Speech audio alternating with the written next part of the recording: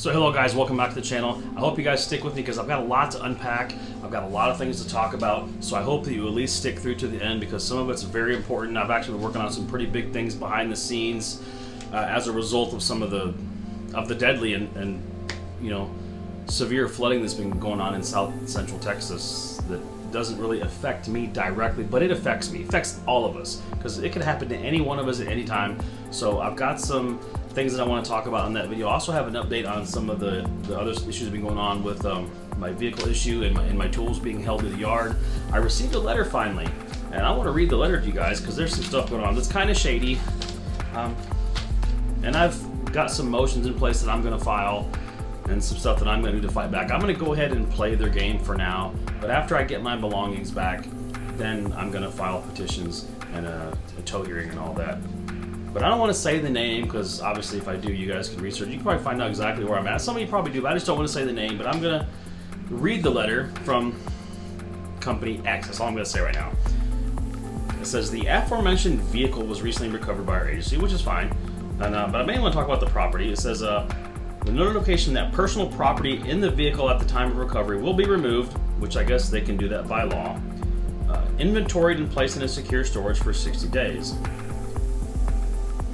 Here's where it gets a little questionable, a little hairy. It says, please be aware that anything attached to the vehicle will not be removed, like liquids, cleaning supplies, etc. I don't get that. I have a portable dash camera in there. I'm going to plan on getting back because it's portable. It's temporarily fastened. It's not securely fastened.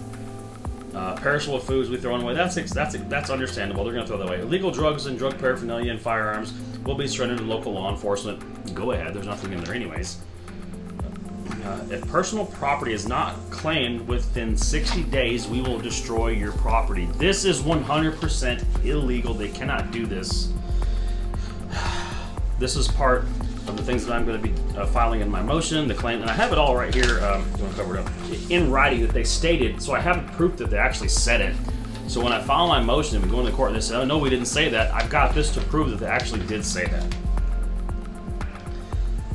And on top of that, they've also restricted access to get personal belongings back, and they have to provide you reasonable methods to get your property back without disturbing the peace. It must remain peaceful, and it must not be unreasonable.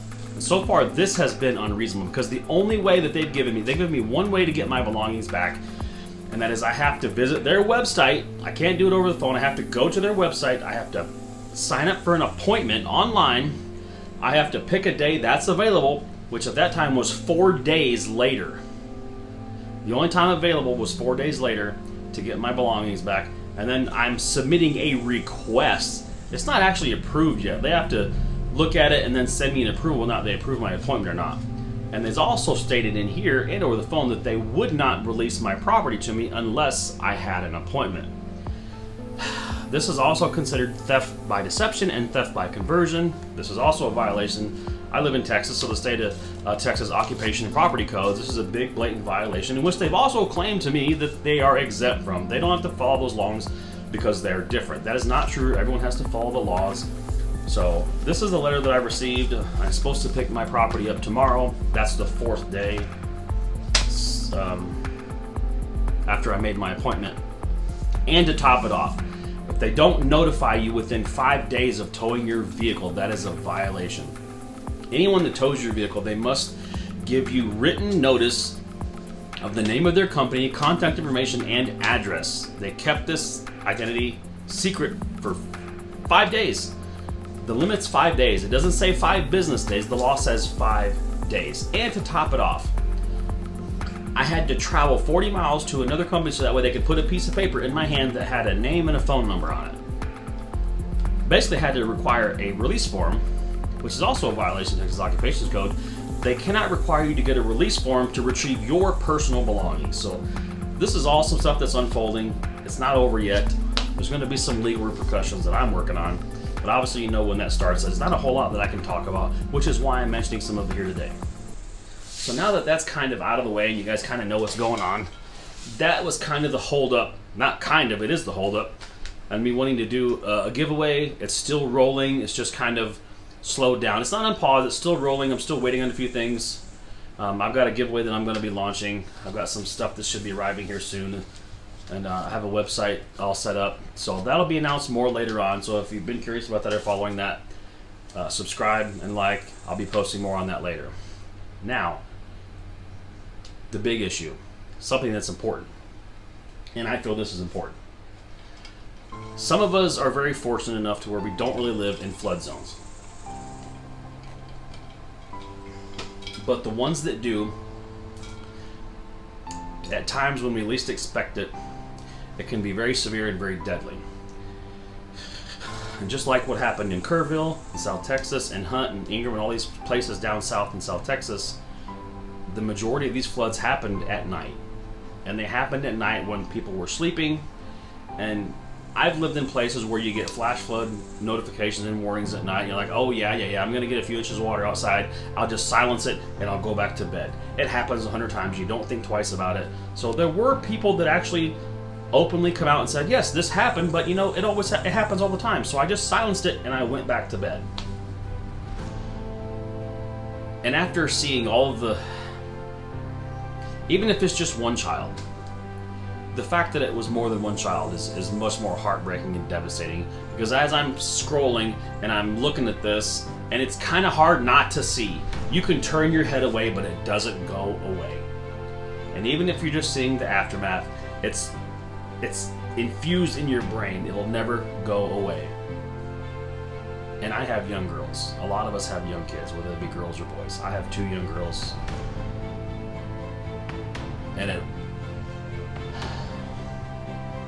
And I thought, that could have been one of my girls. It could have been one of your girls. And as I'm sitting at my table, thinking about all this and just being thankful that I wasn't, but also thinking about the people that don't get to hug their girls anymore.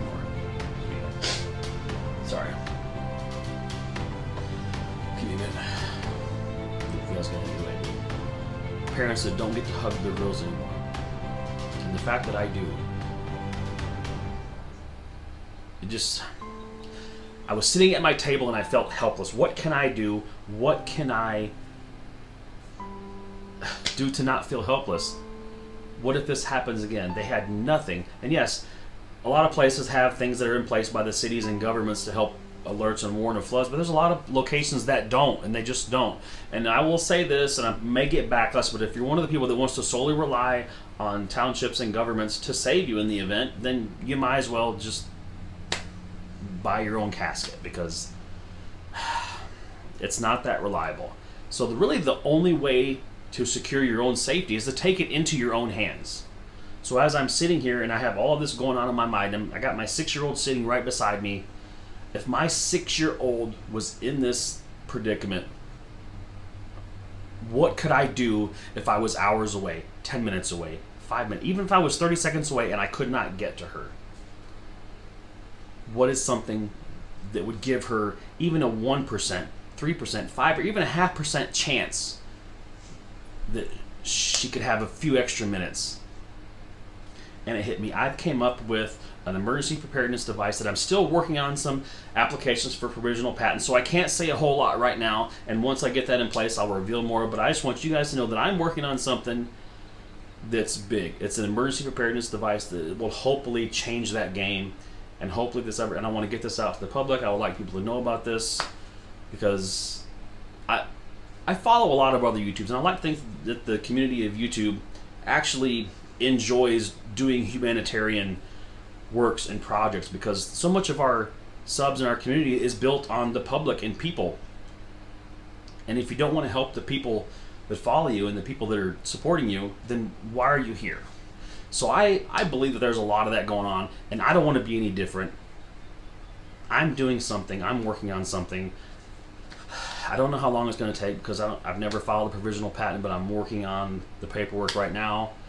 I'm hoping to get it filed here in the next week or 2, and then once that's filed, I'll have 12 months provisional patent that will at least protect my device to where I can start working on manufacturing and some marketing, hopefully get it out there and get it in front of people.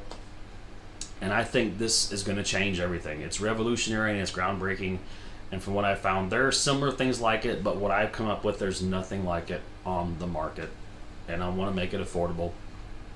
And if this ever happens again, I would like people to have a fighting chance. So guys, stay tuned. I'm going to have more updates later, but I just wanted to get this out there. Let you know that at least someone, if not anyone that you know, now you know that someone, at least one person, is doing something, because I want to make a difference. I want to help people.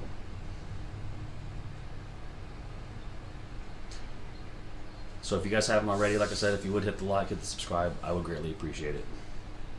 You guys have a blessed day. Stay safe. And if you haven't seen already, I guess the Kerrville area is actually expecting some more flood potential. So let's say a prayer for them. And at least if they know that it's coming now, they'll be prepared, and it will be less catastrophic as it was before. But I live quite a few hours away from Kerrville, and I'm fortunate, but it still hits here. It still hits you. So Kerrville, I pray for you guys. My heart goes out to you guys. Y'all have a blessed day. I guess that's all I'm going to say today.